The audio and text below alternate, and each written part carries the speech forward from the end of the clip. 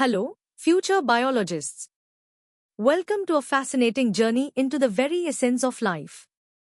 Today, we are diving deep into the cell, the unit of life, specifically exploring the groundbreaking cell theory.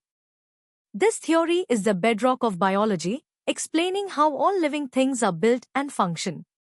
We'll start with the basics, then gradually unravel its historical development, modern implications, and even its challenges, ensuring you grasp this fundamental concept at every level.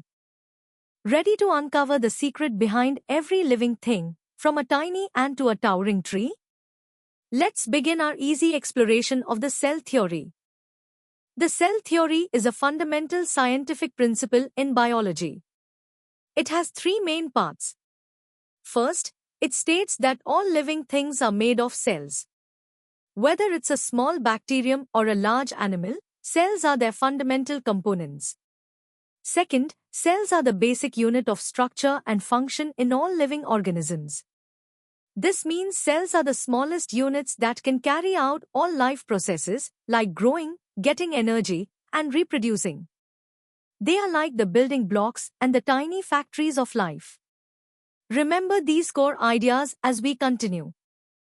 The third crucial point of the cell theory is that all new cells come from existing cells. This means cells don't just appear out of nowhere, they divide to create more cells.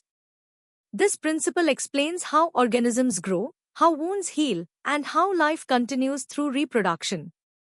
For example, when you grow taller, it's because your body is making more cells from existing ones. This theory is incredibly important because it provides a unified understanding of life, showing that all living organisms share a common cellular basis. It's the foundation for almost everything else we learn in biology. Now that you've grasped the basics of cell theory, it's time to test your understanding. Here are three practice questions for you. Take a moment to think about them. Q1. State the three main points of the cell theory. Q2. Who were the main scientists credited with proposing the cell theory? And Q3. Give an example of how cell theory helps us understand human body functions. Good luck, and remember to connect these ideas back to what we just discussed. Great job with the basics. Now, let's peel back the layers and discover the fascinating history and deeper explanations behind the cell theory. The journey to the cell theory began long before Schleiden and Schwann. In 1665, Robert Hooke first observed tiny compartments in cork and coined the term cell. His simple microscope opened a new world. Later, in the 1670s, Anton van Leeuwenhoek, with his improved microscopes, observed animalcules, what we now know as bacteria and protozoa, in pond water and other samples. These early discoveries were crucial. They showed that life existed at a microscopic level, paving the way for the idea that living organisms are composed of these fundamental units. Without these pioneering observations, the cell theory might not have emerged. The true architects of the classical cell theory were Matthias Schleiden and Theodor Schwann. In 1838, Matthias Schleiden, a German botanist, concluded that all plant tissues are composed of cells. Just a year later, in 1839, Theodor Schwann, a German zoologist, extended this observation to animals, proposing that all animal tissues are also made of cells. Their combined work formed the first two tenets of the cell theory, that all living things are made of cells, and cells are the basic unit of life. This was a monumental step, unifying the understanding of all life forms under a single principle. While Schleiden and Schwann laid the foundation, it was Rudolf Virchow, a German physician, who completed the classical cell theory in 1855. He proposed the third crucial tenet with his famous Latin aphorism, omnis cellula e cellula, which means all cells arise from pre-existing cells. This idea challenged the long-held belief of spontaneous generation, which suggested that living organisms could arise from non-living matter. Virchow's contribution explained how organisms grow, how tissues repair, and how life perpetuates itself through cell division, providing a complete and robust framework for understanding the cellular basis of life. Now that we've explored the historical context and deeper explanations, let's solidify your knowledge with some practice questions. Take your time to answer these. Q1. Describe Robert Hooke's contribution to the understanding of cells. Q2. How did the observations of Schleiden and Schwanner complement each other? Q3. What was Rudolf Virchow's crucial addition to the cell theory? Q4. Why was the disproving of spontaneous generation important for cell theory? And Q5. List two differences between the observations of Hooke and Leeuwenhoek. Think critically and recall the key details we just discussed. Excellent! You're ready to delve into the more analytical aspects of cell theory. Let's explore its evolution, significance, and subtle nuances. The cell theory has evolved significantly from its classical formulation. The classical theory, established by Schleiden, Schwanner, and Virchow, focused on three core tenets: all living things are made of cells, cells are the basic units of life, and all cells come from pre-existing cells. This provided a fundamental understanding of life's organization. However, as scientific tools and knowledge advanced, particularly in biochemistry and molecular biology, the theory expanded. The modern cell theory incorporates these new insights, offering a more comprehensive and detailed view of cellular life, recognizing the complexity within and between cells. This evolution reflects the dynamic nature of scientific understanding. The modern cell theory adds several key tenets to the classical framework. Firstly, it states that energy flow, meaning metabolism and biochemical reactions, occurs within cells. This highlights cells as active sites of life processes. Secondly, cells contain hereditary information in the form of DNA, which is passed from parent cells to daughter cells during division. This explains how traits are inherited and how genetic continuity is maintained. Lastly, all cells are fundamentally similar in their chemical composition, especially in organisms of similar species, suggesting a common evolutionary origin. These additions provide a richer, more detailed understanding of cellular function and heredity. The significance of cell theory cannot be overstated. It serves as the unifying concept for all biological sciences, from understanding simple bacteria to complex human physiology. It's the foundation for fields like genetics, embryology, and pathology, guiding research into development, disease, and evolution. However, the theory isn't without its limitations or exceptions. For instance, the origin of the very first cell remains a topic of abiogenesis research, not fully explained by the theory. Viruses, being acellular and requiring a host to replicate, are often considered exceptions. Additionally, xenocytic organisms, which have multiple nuclei within a continuous cytoplasm, challenge the idea of distinct cellular units. These exceptions remind us that scientific theories are always open to refinement. Now, let's tackle some harder questions to deepen your analytical skills. Q1. Differentiate between the classical and modern cell theory by listing their respective tenets. Q2. Explain how Rudolf Virchow's contribution refuted the theory of spontaneous generation. Q3. Discuss the significance of cell theory in the context of genetics and evolution. Q4. Identify two organisms or structures that are often considered exceptions to the cell theory and explain why. Q5. How does the concept of energy flow within cells enhance the classical cell theory? Q6. Describe the role of advanced microscopy in the development and refinement of cell theory. And Q7. What implications does the hereditary information tenet have for understanding disease? Think critically and provide comprehensive answers.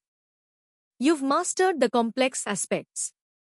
Now, let's push the boundaries even further, exploring cell theory's competitive depth, engineering insights, and its role in cutting-edge biology. The journey to the cell theory wasn't just a series of observations, it involved profound philosophical and scientific shifts. Before the widespread acceptance of cellular organization, concepts like vitalism, which attributed life to a non-physical force, dominated. The development of microscopy acted as an extension of human senses, allowing scientists to move beyond macroscopic observations and delve into the unseen world. This challenged deeply ingrained beliefs like spontaneous generation. The cell theory emerged through a rigorous scientific process of observation, hypothesis formation, experimentation, and constant refinement, demonstrating how cumulative evidence can lead to a paradigm shift in scientific understanding over centuries.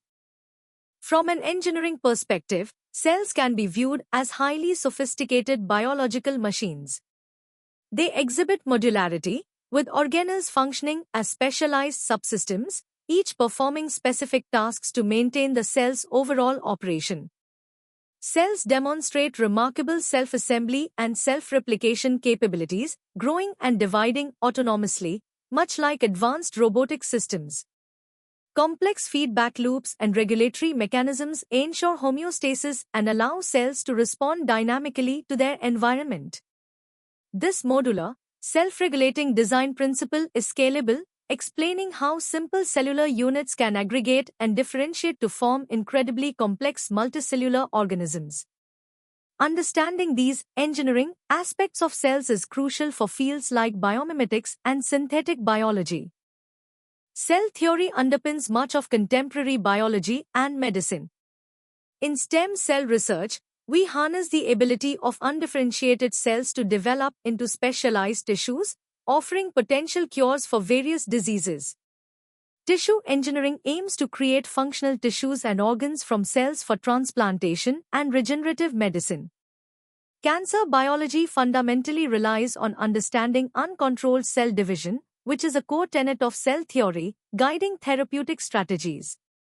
Gene therapy involves introducing functional genes into cells to correct genetic defects. Furthermore, the burgeoning field of synthetic biology aims to design and build new biological systems, even artificial cells, pushing the very definition of life and challenging our understanding of cellular autonomy. Immunology also heavily relies on understanding specific cell interactions and recognitions. Despite its robust framework, cell theory continues to be a subject of ongoing scientific inquiry, particularly concerning unanswered questions. The origin of life, or abiogenesis, remains a grand challenge. How did the very first cell arise from non-living matter?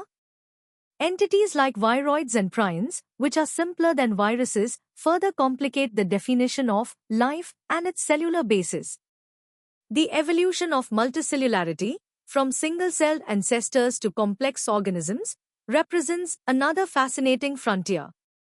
Understanding cellular senescence and aging mechanisms, which involve the limits of cell division, has profound implications for human health. Moreover, emerging fields like quantum biology and the application of artificial intelligence in cell biology promise to reveal even deeper insights into the fundamental unit of life, continually refining and expanding the scope of cell theory. Alright, masterminds, let's test your advanced understanding with these first 5 challenging questions. Q1. Analyze the philosophical shift from vitalism to mechanism that paved the way for cell theory's acceptance. Q2. Discuss how the concept of modularity in cellular organization can be compared to engineering design principles. Q3. Evaluate the extent to which viruses challenge the core tenets of the classical cell theory, providing specific reasons. Q4. How has the modern understanding of cellular energy flow influenced the development of pharmaceutical interventions? And Q5. Explain the role of Louis Pasteur's experiments in solidifying Rudolf Virchow's contribution to cell theory. Think deeply and formulate comprehensive answers. And now for the final 5 questions to truly push your limits. Q6. Propose a hypothetical scenario where an organism's life cycle might necessitate a re-evaluation of a specific tenet of modern cell theory. Q7. discuss the ethical implications and scientific potential of synthetic biology in creating artificial cells, considering the cell theory. Q8. How does the endosymbiotic theory for mitochondria and chloroplasts relate to and expand upon the all cells arise from pre-existing cells tenet? Q9. Analyze the contribution of advanced imaging techniques to refining our understanding of cellular structure and function, post-cell theory formulation. And Q10. Predict how future discoveries in quantum biology or astrobiology might further challenge or reinforce the universality of the cell theory. Good luck! Wow, what an incredible journey through the cell theory! From its foundational principles to its modern complexities and future challenges, you've explored the very essence of life at a cellular level. We hope this deep dive has sparked your curiosity and enhanced your understanding of biology. Remember, learning never stops. For more engaging content, interactive lessons, and to continue your academic excellence, visit synapse.omaps.in. Don't forget to like this video, share it with your friends, and subscribe to our channel for more exciting educational content. Keep exploring, keep questioning, and keep learning. See you next time.